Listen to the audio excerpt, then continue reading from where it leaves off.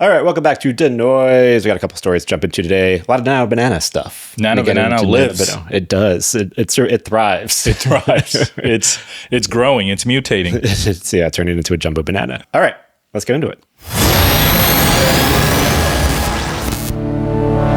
Okay, so first big story, Nano Banana. Not to toot our own horn, but we were like pretty ahead of this game before everyone caught on to Nano Banana and Google. For a minute there, if you Googled Nano Banana, our video came up first. It was in the very top results, and some people were messaging us like, "Hey, I was trying to search Nano Banana, and like your video was showing up top." So. You heard it here first. We are on top of this stuff. That's right. But now it's more the reason to subscribe, and like, and follow. But now it is out in the wild. Google confirmed that it was their model, and the official name is Gemini Flash 2.5 Flash. 2.5 Flash. I'm glad that they are still even externally calling it Nano Banana. Yeah, it's way cooler. Way cooler of a name. And all the thumbnails on YouTube and everywhere is like the banana. Yeah, people are generating a banana. Yeah, turning things into bananas. It's great. It's fun. It's a lot of fun. So. It's already out. We're not going to cover like the details of it, but there have been a lot of really awesome use cases of it. And I kind of wanted to go through some tips, best practices, things I've seen online, interesting use cases to kind of just showcase what I've been seeing, what you've been seeing. Yeah. And, I mean, the more stuff I see from it, the more I'm like, damn, this is the most powerful image generation model to date. Yeah, this has been my go-to for a lot modification. I still have not used it as much for like generating stuff, but if I'm like, I need to modify an existing image or something that generated or tweak something, this has been the go-to. Yeah, like for image likeness, if you want to replicate yourself or a digital actor, this is the go-to. If you want to throw a prop or a product into somebody's hands, this is the go-to. So let's get into some of these big use cases here. Before we jump to the other use cases, I think we should probably just showcase the test I did because that makes the most sense. But I did a fun test where I just took a screenshot from this podcast at this exact table. Yes. And then I, for one test, I grabbed an image of an old clamshell MacBook, or they weren't even iBook before they were MacBooks, and swapped out our MacBooks with those. They really depended on finding a good source image, and surprisingly, there were not a lot of good source images of just the laptop open of that period. Yeah, they were all like because they used to product display them like this. For whatever weird reason was a thing that Apple was cool, man. It was cool, yeah, but that was like the bulk of the product photo. So I had to find a good product photo. Okay. I had to change the camera angle. They're phenomenal at changing camera angle. So like I said, make an aerial shot. And the thing that's crazy to me about this is like your cup, your mug, this was like just a sliver of it was showing. Yeah. Behind your laptop, and it like nailed the complete mug in this aerial shot. Okay, you want to know something really creepy? Yeah. That wood flooring is exactly the color of this wood flooring. How does it know that? It is, and it's also funny because we're on a rug, but on top of the wood floor, and like there's none of that in this shot. I think maybe it's just assumption based on the vibe of the room. Yeah, and it got like, as far as likeness goes, like the right side of my body or the left side of your body, it nailed. Yeah, and even our arm position matches pretty well. And then another one for fun, I just put us in front of a live studio audience, kind of warped my face a bit. Somebody commented, yo, that's Will Smith territory. Can we get into that later? Get into that one too. But also what I thought this was funny with this one was it took the image from the shot and put it on TV displays in the audience. You see, like... Oh, wow.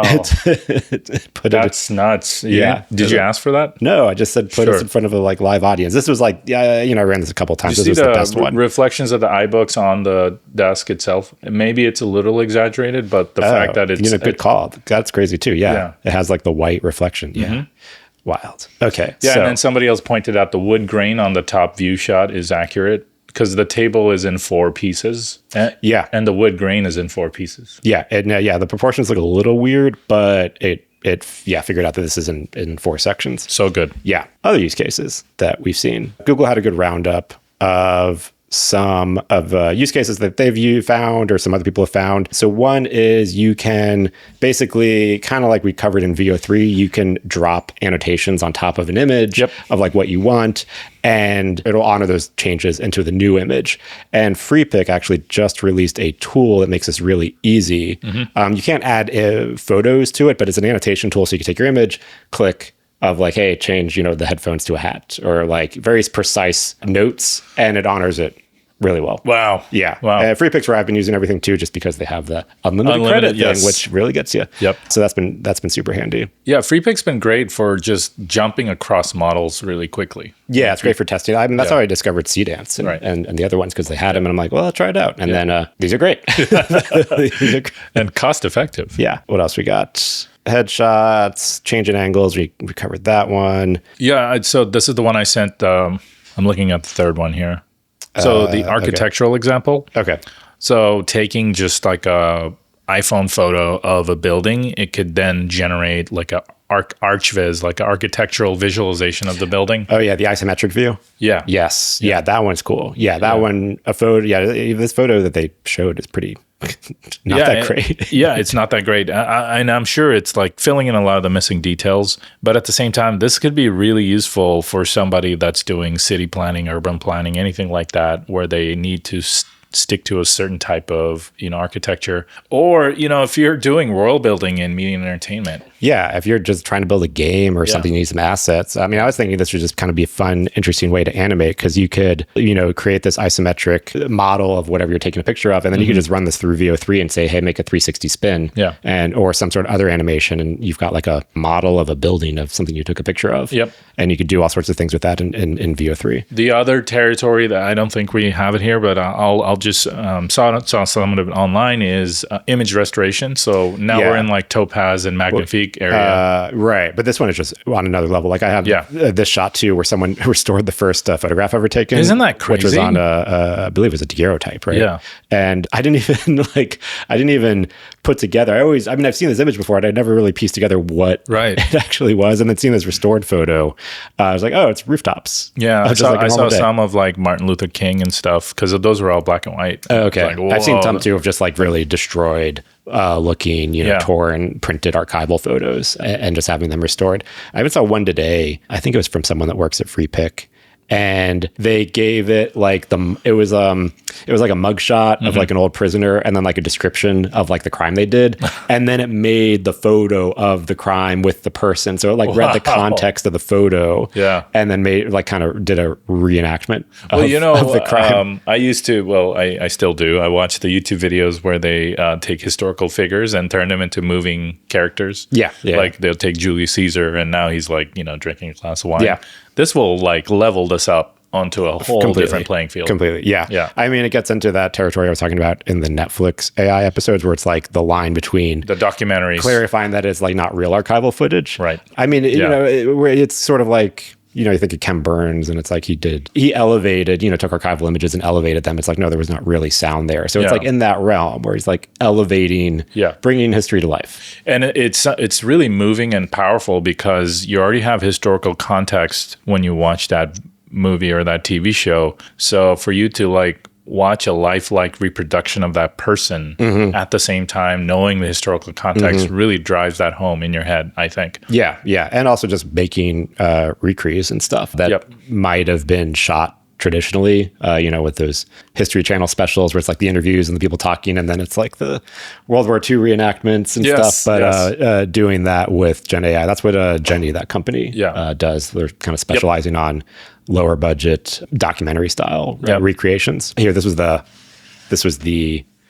mugshot with description turned into reenactment of the crime. Yeah, the guy has such a distinct haircut and a look. Yeah. But even if it pulled the context of the, like, it read this of what he did, and then use that as a prompt. Like, I think they just gave it this image. So that was what criminals used to look like back in the day. Very nice haircuts. Yes. Very posh. Great fade. Yeah. And then, one more. This was from Philipp Schmid, who works at DeepMind, and he posted a list of best practices for Nano Banana. And I'll just run through a couple that I thought were useful. One, be hyper-specific. The more detail you provide, the more control you have. Right, in natural language, I'm guessing. Yeah. Provide context and intent. Explain the purpose of the image. For example, create a logo for a high-end minimalist skincare brand will yield better results than just create a logo. Right. Use semantic negative prompts. This was interesting. So instead of saying no cars, describe the desired scene positively. Quote, an example, deserted street with no signs of traffic. Sometimes those prompting tricks, I've seen this with other models too, where it's like sometimes they don't work well if you say don't do this. It works well if you say I want this, which is the opposite of what you don't want. Right. I think Google inherently believes in as much positive prompting as possible, which negates negative prompting. And that's the whole reason why like VO3 doesn't really have negative prompting, I think. Possibly, yeah. It's like their ethos and their DNA. No negative. No evil. No negativity. No negative. The last one, I think this one's most useful because you can give it multiple images and it'll generate the output, but people are having issues with the aspect ratio not being what they wanted. Yes, and I saw that. So apparently, when editing, Gemini 2.5 Flash, aka Nano Banana, generally preserves the input image's aspect ratio. If you upload multiple images with different aspect ratios, the model will adopt the aspect ratio of the last image provided. Yeah. So whatever, if you want your 16:9 image, upload that last. That's a hack to just do a little massaging in Photoshop. It's not that hard, right? Yeah. Well, no, I mean, if you're like uploading, you have like, let's say we had our reference image here, but then I'm like, want to give it an image of like a square photo I found of a hat to put on you. Yeah. If I uploaded our image first and then the hat image of a square, it's going to give us a square output. Correct. So just take the hat in Photoshop or... No, I'm just saying, it's saying just upload the hat first and then upload this image last because whatever we upload last will be the aspect ratio. Got it. So you don't have to do Photoshop. Or save you time. Can't you just prompt and just say, give me a 16:9 output? I don't know. I think people are still having issues with that. Okay. Upload it last. Unusually manual. Upload it last. Upload it last. Yes. Okay. Yeah. You see anything else with Comfy? With Nano Banana? With Nano Banana. I don't know why Comfy is on my mind. I mean, just there's been like when Flux Kontext came out, there was a lot of outputs generating likeness of people, whether it's themselves or somebody or sometimes celebrities. And Nano Banana one-ups all of that. Like I think what it does better than Flux Kontext is skin detail, wrinkles, pores, getting the subsurface scattering lighting correct. And so I always talk about uncanny valley with digital humans. Like Nano Banana is like one notch closer to closing that gap than I think previous AI models. Yeah, I found it where like it really follows prompts well. It does not modify other elements outside of what you want to change. Yeah. Where with Flux sometimes I have that issue. And moving camera angles, different positions has been light years ahead of anything else. Yeah, I will say there is, we cover this on the pod, Enhancer.ai, which is the service that adds skin details, like, whether you have freckles or whatnot. If something like Enhancer was built into Nano Banana or Flux Kontext, then that's like one less step you would have to take to make more lifelike humans. Okay. Or, it's probably just like you could build it into a tool workfall or something like Freepik or Invoke or Weavy. Yeah. Right. Where it's like, okay, you do your image and you kind of get what you want. And then once you got all your elements locked off, then you enhance or modify. Yeah. A lot of the workflows that I'm seeing is like it starts with Nano Banana, then it goes to Enhancer if there's a person in it. And then it comes back to VO3. And then it goes into some other stuff, like it'll go into Runway for VFX or whatnot. Right. Yeah.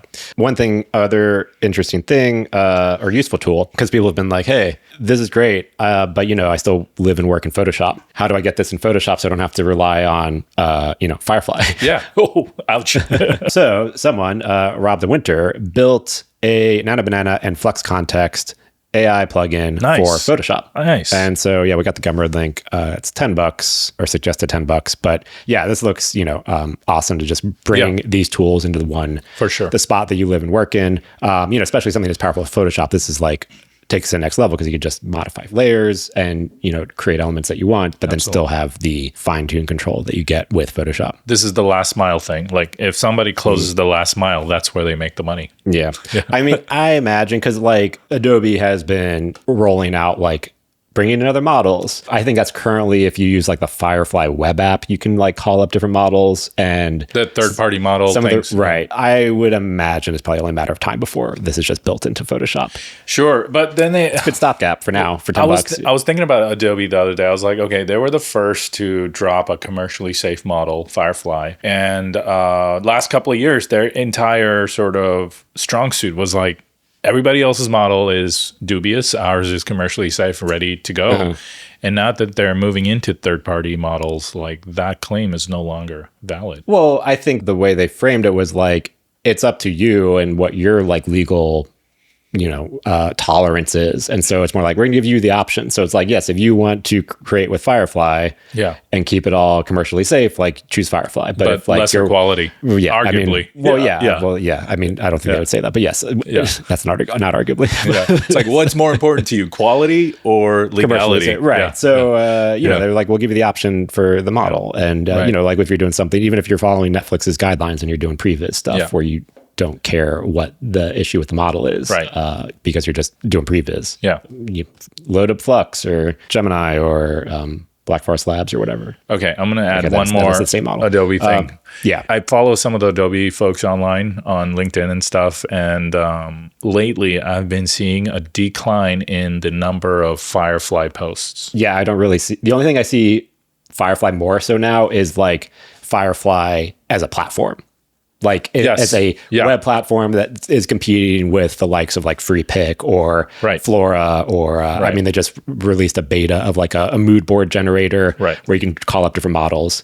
I have not seen that much about the Firefly model itself. I agree with that. Right. Yeah. So it's an interesting move, and I think a company as successful as Adobe could definitely pull it off and figure out how to monetize everybody else's model. I will say maybe one argument for this third-party script is being able to use your own API keys. And because I think that's also gets more important too, especially with like client work, where it's like sometimes you just want to have a dedicated API key because then maybe the client, you're doing client work and it's on their account, so they're paying for it, or you need to keep track of different uses for different projects. If you're doing this, if Adobe does roll this out and built into Photoshop, it's probably going to use their credit system. I don't know how their credits convert to dollars of like what the equivalent is, but sometimes it might be a lot cheaper if you just load up your own API key and you pay the direct fee to Google or Thal or whoever's hosting the model, and then run it through there. And that might be that's pretty more cool. cost effective. So that could be another argument for why, even if Adobe does build this into Photoshop, a third-party tool could come in handy. I have $1 billion idea. Okay. If you're watching out there, you have a friend in Adobe, let them know. This is for the improvement of the entire AI industry. Adobe has enough software development expertise, enough management expertise to really pull off a Comfy UI competitor that's way better than Comfy. I know they have the expertise to do that. They could own the professional market, the AI market in that sense, right? So like, I'm trying to think of, I can't think of anything that Adobe does that is node-based though. Like in the world of like, After Effects versus Fusion versus Nuke, everything Fusion and Nuke is node-based. Yeah. After Effects, they've not done node-based. Like they've not done, I can't think of any other software that has gone the node-based route. Yeah, I mean, they could figure it out, right? I'm not saying they can't figure it out. I'm saying does it fit with Adobe's? But like now that they're backing away from being a model company to now more of an integrator company, if you keep backing up, you could become a developer company. So like the same way Microsoft has GitHub and Copilot and like all the tools they're making the picks and shovels for the gold rush. Right. Adobe should be in that game too. I don't disagree with that. Yeah. I don't know if they would, I don't know if I see them building like something as going after like the comfy market of like the highly technical, let me like build out my super custom workflow. Maybe it's like the technicality could be dialed up and down in the same way in Unreal Engine. If you don't want to use any blueprints, you don't have to. Right. But you can totally open that up and get technical. You can even do C++ coding in Unreal. Right. I've heard of that. So maybe there's like a dial for how professional you want to get. But I think it's like a segment of the market that really has no clear winner yet. And we talked about Comfy a lot. They're not monetizing. They're not really. I would see Adobe maybe going more after like doing more of like a Flora kind of thing. Yeah, right. Like so that's like the stepping up and down complexity chain, right? Like at intermediate level, it's Flora. But then if you really want to build your own custom nodes and open up APIs, you just peel back the layer and get down to a Comfy complexity level. Yeah. I mean, I'm also just, I'm trying to think, like I've never seen Adobe have any products that are like that open. Like if I wanted to adapt my fall.ai APIs into nodes, I don't see Adobe letting me do that because they would want me to like run through their credit system. Yeah. I don't know. Yeah. I mean, I was just thinking because of the Photoshop plugin that you mentioned. It's like, wait a minute, they could have plugins for everything, every model. Like they can own that whole. Adobe's target is the creator, the editor, the designer that wants to do the stuff and like wants to click buttons and the thing works. Yeah. And not get into the nitty gritty of like, let me build out my I agree. Okay. Yes. my node-based workflow. Yeah, Like right. Adobe's been more like, it should be a tool and a button that works behind the scenes and does the thing that you want. They're creator you don't know how and the user magic focused, but not, they're not Microsoft. They're not Google. They're not Perplexity. I remember seeing a post that was a good argument where it's like, why did Adobe not turn Dreamweaver into like the Webflow or something else, like sure. to keep up with Web development at the time. Yeah. Yeah. I don't know. Yeah. Yeah. I remember Dreamweaver. That was my first web builder. But look, you don't have to be Adobe. I'm just saying there's still room for a company to move into the AI developer space and really own that. In the same way, like Google totally dominated the browser game, and now Chrome is the basis for everything. If you're going to do any type of web development. Well, look, I mean, I know we have talked about this of like, how does Comfy UI make money? But like, even if you're not an active Comfy user, there are a lot of web portals and platforms where Comfy is the backend, and For like, sure. like a lot of stuff that you're uploading images and it's just running through a Comfy pipeline. Yeah. So it's there. I don't know what their future is because I don't, as we've talked about, we don't know how they make money. Yeah. Hey, Comfy Anonymous, if you want to come on the show, Mr. Comfy Bitcoin guy. It's the same developer, the same creator. No, this is a real person. Yeah. I sent you a video of him. Yeah. No, he's not a secret person. Yeah. What's the Bitcoin guy's names? Satoshi? Satoshi. Yes. Yeah. All right. We're back and rambling. We got enough Nano Banana. All right. If you found any other use cases, though, let us know in the comments because there's just new stuff popping up all the time. And I'm messing with some other stuff too. I'm trying to blend Nano Banana with Mary from Moon Valley for some workflows. Yeah. I'm gonna post that soon. But Nice. I found some interesting use cases there. It's just so good because it doesn't modify. It'll leave the rest of the image alone, and it'll like just modify specific things. The in painting is sharp. Yeah. Yeah. All right. Mickmumpitz. Our favorite. Okay, so Mickmumpitz has a new tutorial. Mickmumpitz, we've talked about him in the past. He's posted some of the most impressive, complicated Comfy UI workflows that we've ever seen. And shout out to him for when I first started on Comfy UI, I downloaded some of his workflows, and man, I mean, such a game changer. They're a work of art. Yes.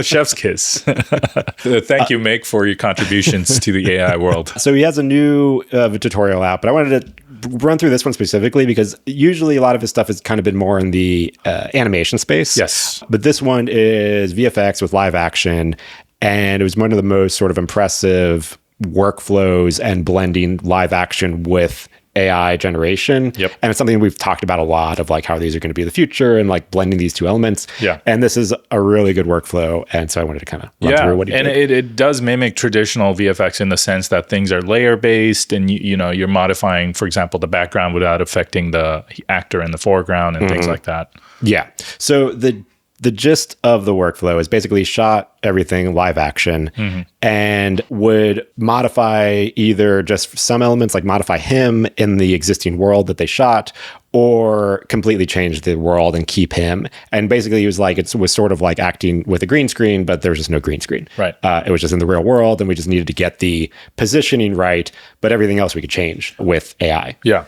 And he's doing essentially match move without any camera data, any tracking information. Yeah, which actually, I'll talk about that in a sec, but that led me to think like, oh, this actually would be a really good use case for something like Jet Set to track the camera position. You should connect the two dots. You should reach out to Mick. Yeah, I was going to send Elliot this link too. He's probably seen it already, but I was going to this would be a really good use case for Jet Set. But yeah, so basically he shot everything, runs it through Comfy, which he built this really complicated, elaborate Comfy workflow that identifies the subject, isolates the subject, him. Basically for the workflow to work, you need your original video, you need a rough cutout of the subject. He's like, it doesn't have to be great because the AI will just generate the rest of the elements. Right. Like, so it doesn't have to be a super clean mask of the person, but you have to have your person masked out. You have to have your black, white, matte. Depth matte. I don't even know how to be a depth. Is it depth? Just a matte, like a mask to mask out. Oh, no, that's just a mask. Yeah, just a mask. It was black and white. It wasn't a 2D graded. mask. Yeah. And then camera tracking data if you want. And so we had a workflow too to like track points and data in the scene. He's like, or you could just track it in another app and just pull in your tracking point coordinate text file data. That's where I was thinking, oh, Lightcraft Jet Set would make Right. a lot of sense, because that was like an extra step and you had to like track and maybe possibly like bounce How around do you a bit. bring in camera tracking data into Comfy? It literally text, like Gotcha. Like a coordinates. JSON file or something? Let me show you. It looks like this, and I don't know enough about tracking, like coordinates, like just XY coordinates. Like I guess this is a JSON. That is tracking information, but it's so arbitrary. There's no timestamp or anything, so I guess it doesn't matter. He covered it in a previous video. He's like, we covered this more in like our last tutorial, but it was some way that it works. Yeah. However the data is spit out. It just kind of mushages. Well, whatever he showed worked. I mean, he offered a few different techniques for tracking the camera and getting the data into Comfy. There was also a node that, because this was only if you use the external tool, there's a node for Comfy co-tracker point tracking, which will run your footage and it'll track the footage. Okay, so there's a pre-existing node that he's using, right? Yeah, okay. to bring in camera tracking data into Comfy. I didn't know that. I mean, Comfy has all these nodes. That's the thing. That's the other advantage of the open source platform, is like people can just modify it and build and customize it to do whatever you want. Right. Okay, so you got all this data, and then there are options to basically, you could generate a new scene, a background scene, and kind of give it a first frame. You can give it a text prompt of what you want to change. And then basically it is modifying everything else that was not masked out. It's everything in the black. And you're generating, it would be, it doesn't matter. The non-masked side of it. Right, whatever you cut out from your subject that was not there, you can generate. So you can give it an image to help, feed it, or you can just do a text prompt. Right. And then it is generating the background using WAN 2.1. Yeah. I'm sure because he's been working on this for a while, I'd be curious how this improves with WAN 2.2. Probably better. I'm sure a lot better. Yeah. And it generates the background and then blends all of the edges with the character. Sometimes it gets like he like shrinks himself and he sits on a couch, and like the pressure from the couch from his hand, even though he's like literally sitting on like a box, like there's a depression of his hand on the couch, like a little bit, like you see the kind of couch cushion like move.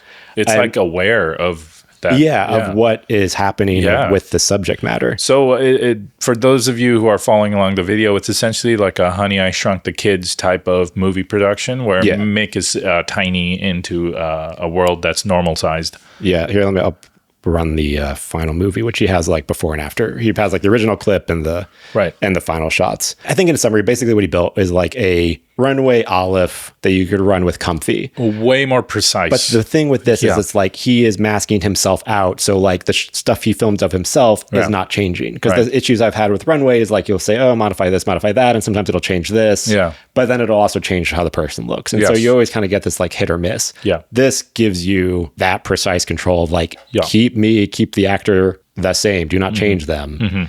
And then change everything else. Yeah, this is more of a pipeline for an entire film where you can throw different shots and each shot would have a different requirement versus runway where it's like a shot by shot generation. Yeah. Hit or miss. Yeah. And these are wild too. Look, because this one, it's like literally he just needed to, like the whole city street is fake. The running. Also, phenomenal job with high-speed motion because he's running, the camera's shaking and jittering. Yeah. And the generations and everything are still like sharp and work. Because even like a lot of times you get issues with like high-speed movement and like with frame rate's always an issue with video generation. Yeah, but even just like a lot of motion blur in the shot with something like if you try to give it to runway, like it doesn't always do the best with like whip pans or super shaky camera. For sure. And this stuff looks great. And it's like he just needs to shoot. He's shooting down the street and he just needs to shoot. Yeah, the bus scene is... He just needs to get the angle right of himself, and like everything else doesn't matter. Yeah, so the bus scene was really interesting how he pulled it off, and it's the same way we pull it off in CG. Splash. He modeled the bus with the people in the bus in Blender, and then did a camera move, very low angle, very small, and then there's the couch. Pull that into Comfy as a depth map, and then Comfy just generated the people and the bus based on that depth map. Yeah. It's really unique. Yeah. Right now he becomes a giant in the city. So yeah, I thought this was... Oh God.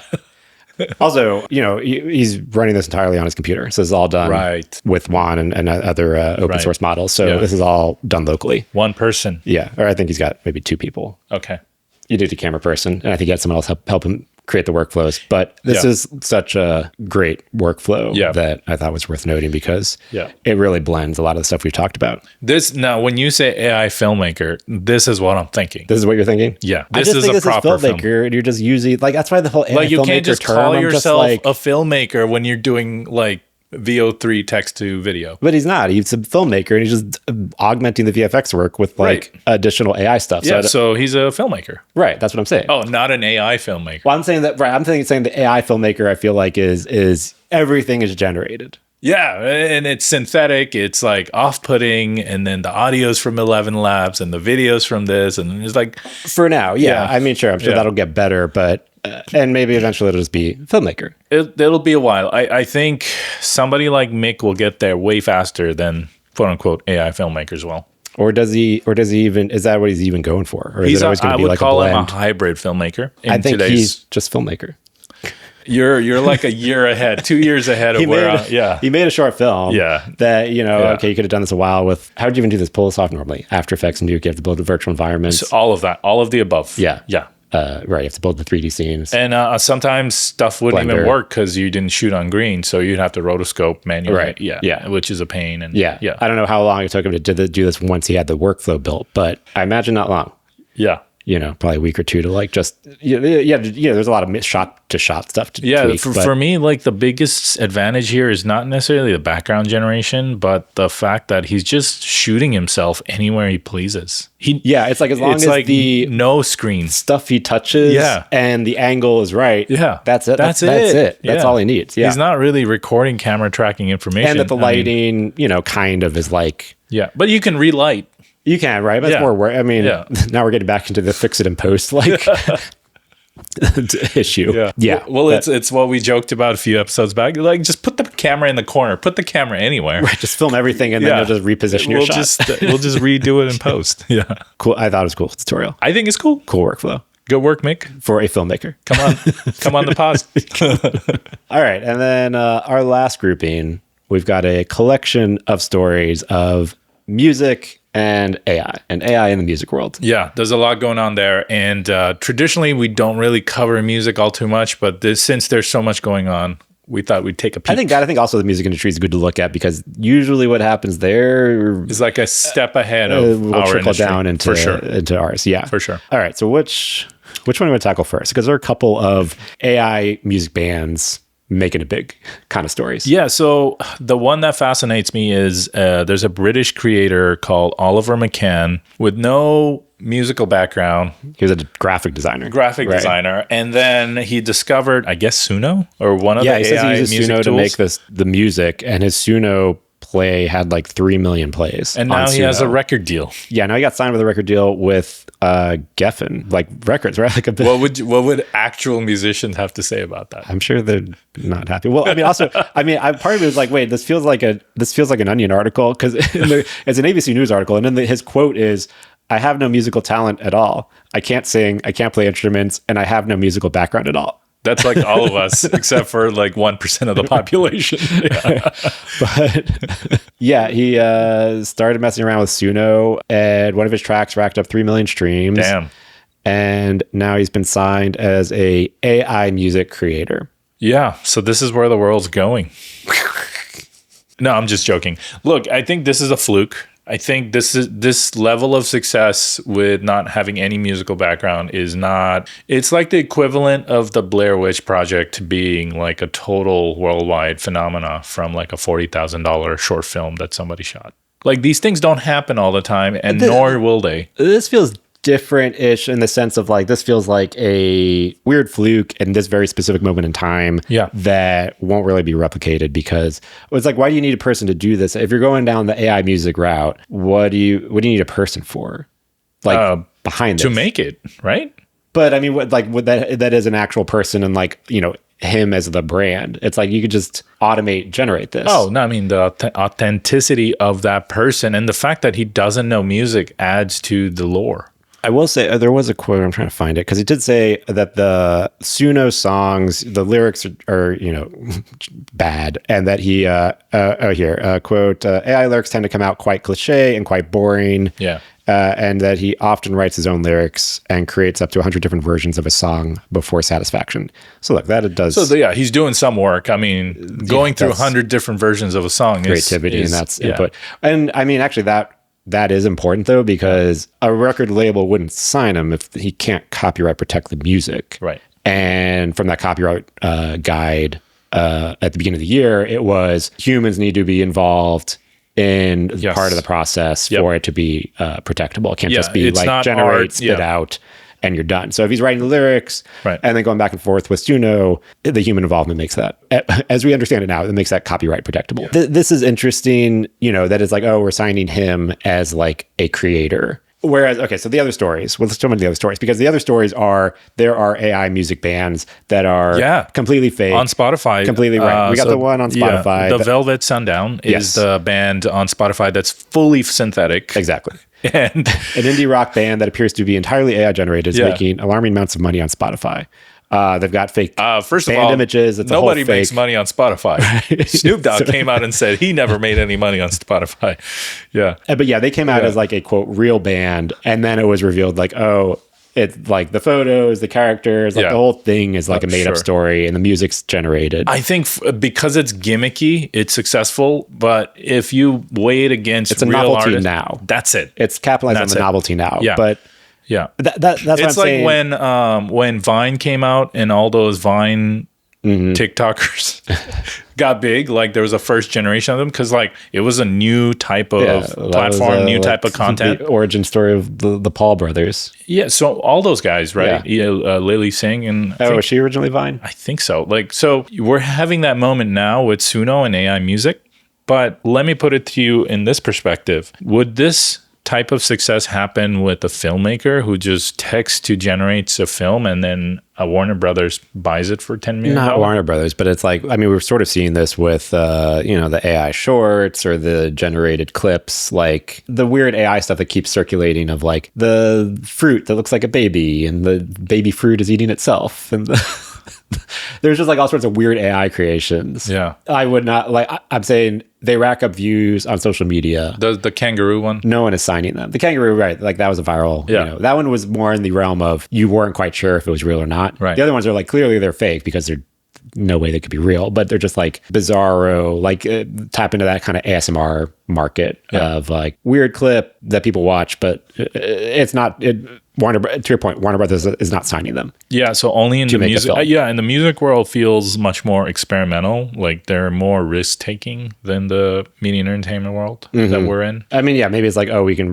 catch some lightning in a bottle and ride this for a few months. That's it. Until my thought is just like, well, Spotify's working on their own AI music generator stuff.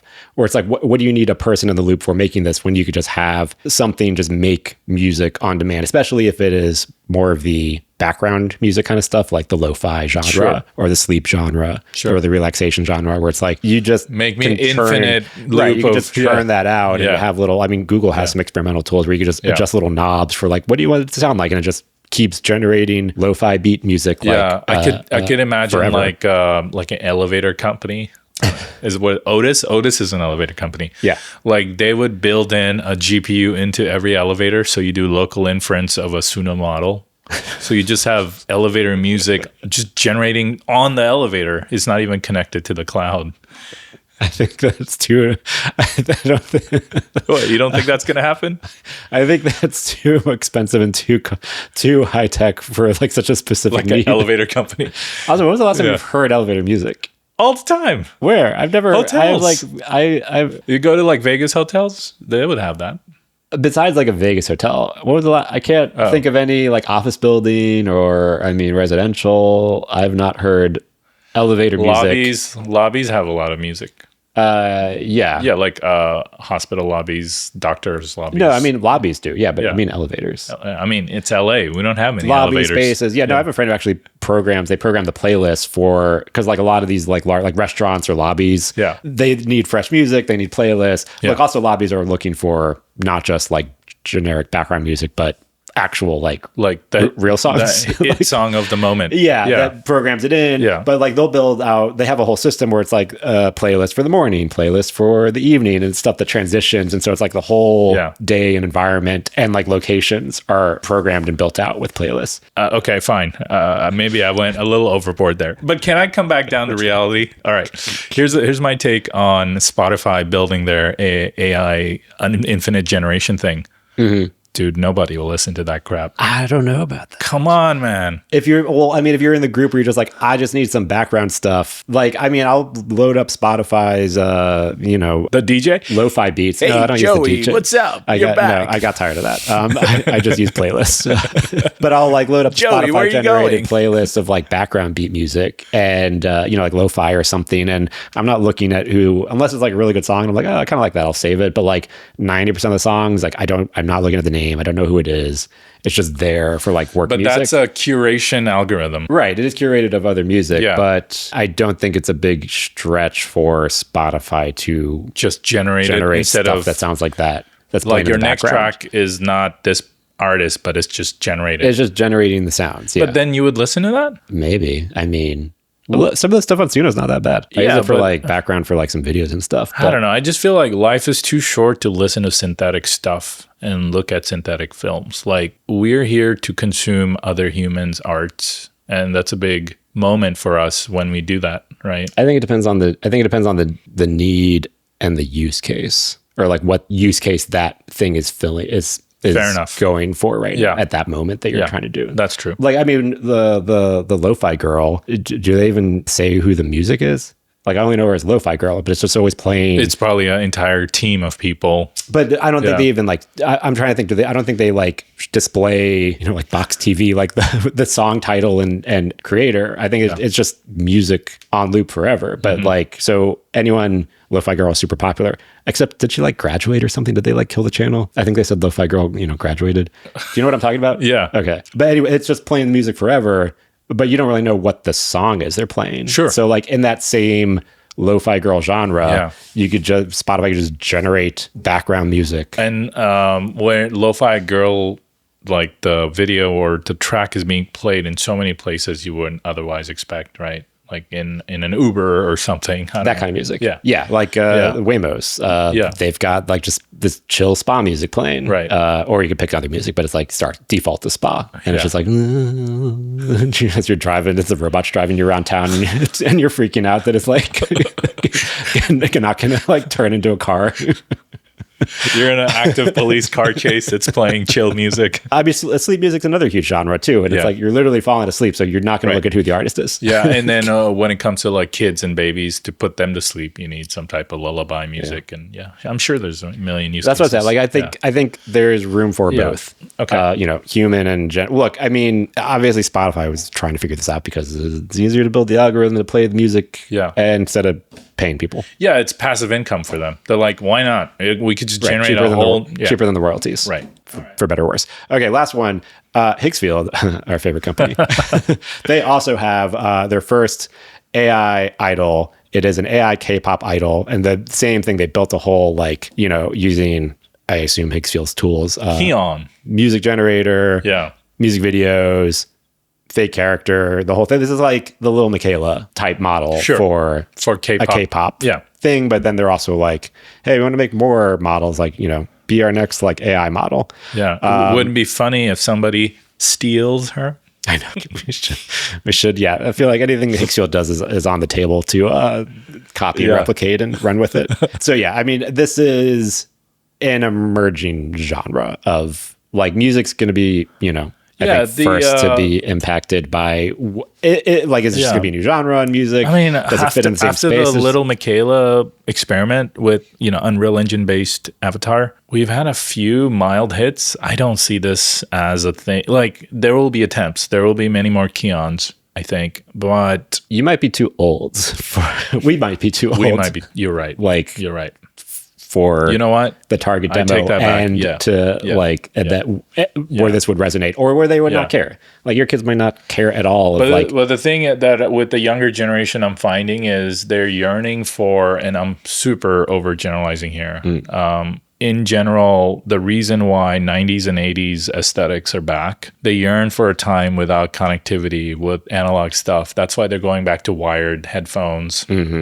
They're looking at Kodak. Gotta wait to see the photo. So along that same sense, I think they will desire real connection with the real artist versus just the stuff that Meta did initially. Remember, like the whole AI generated family that's posting photos. That's and now the weird like chatbot. Like as much as we despise it, I think the younger generation will despise it more because they will be much more inundated by it than we will. So I think there's a correction period that's already happening. And with more AI slop, you'll have a harder correction. Yeah. And it's like, how do you do an in-person event for your AI K-pop star? Like, how do you make things that you can, go to and connect with other people? Yeah, because concerts make money, right? Concerts make a lot. Yeah. I mean, so is it just a giant TV screen? You have no talent. It's an LED wall. Right. Yeah. But I mean, if you're, your AI K-pop star, you do not have to pay them a bunch of money because they're not real. So like the margins are better with if you just are streaming and building out an online portfolio of an AI K-pop star, but you don't, there's no, the connection you could have with an AI character is limited. Like we talked about with the little Kayla stuff. And the flip side of that is there is a small percentage of population who will absolutely connect with Keon, like a synthetic avatar. And there are people that connect to characters that don't exist at all, like a Luke Skywalker, right? Yeah, for sure. Yeah. I mean, the whole world of anime and stuff and anime characters. Right. I mean, but then a lot of times those people go to conventions and connect with other people who also like the same thing. Yes. So there's still that there will be a communal element and stuff. And last thing, this just goes back to like what I think we've been saying before, where it's like if you are a creator in the world where like AI automation is like, or AI generation is creeping in, like I think that's where having a personal brand or like having like something about yourself that you are a person that people can connect to is going to be the differentiator for sure, besides just the actual work itself, because like it's getting so easy for like the output to be generated or copied or spit out. But if it's like something that people can connect to, like a person, I think that's going to be the buffer to like, survive when like everything can just be generated in 2 seconds. In a world where we're going to be drowning in a sea of noise, essentially, finding something authentic and connecting to it is going to be the thing that we yearn for. Hopefully it's as beautiful as that. If, I hope we're not going into a world where, it's just the commonplace thing to do is to just have an AI friend or go to an AI concert or look at an AI movie. Maybe that's not the world that I want to live in. I think it'll be fine. I mean, look at, the record numbers of people turned out for the Minecraft movie and the Minecraft experience and the K-pop Demon Hunters. Yeah. Huge. Because so they went to the music, they went to go party and hang out. Netflix's biggest movie to date. It just passed the most viewed. Yeah. Biggest box office for the weekend last weekend. Yeah, I think they average it by number of hours viewed or number of viewers. I think it's at 237 million at the moment. Yeah. Much higher than anything else. Yeah. I hope that it's a musical and has songs, because the stuff with songs has that repeatability. Oh yeah, I think they're already working on a sequel. Yeah, I saw. Yeah, but look at the popularity of that. People went out to the theater to like go hang out with their friends and like go sing along at a musical. Right. So I think the human element of like going to stuff is hopefully will always be there. Great note to end on. Good point to end on. All right. Let us know what you think. Links for everything we talked about at denoisedpodcast.com. If you want to go back to our previous episodes on YouTube, we have tons of them. I think over 60 of them. So give some of our older episodes a watch and comment on it. Thanks, everyone. We'll catch you in the next episode.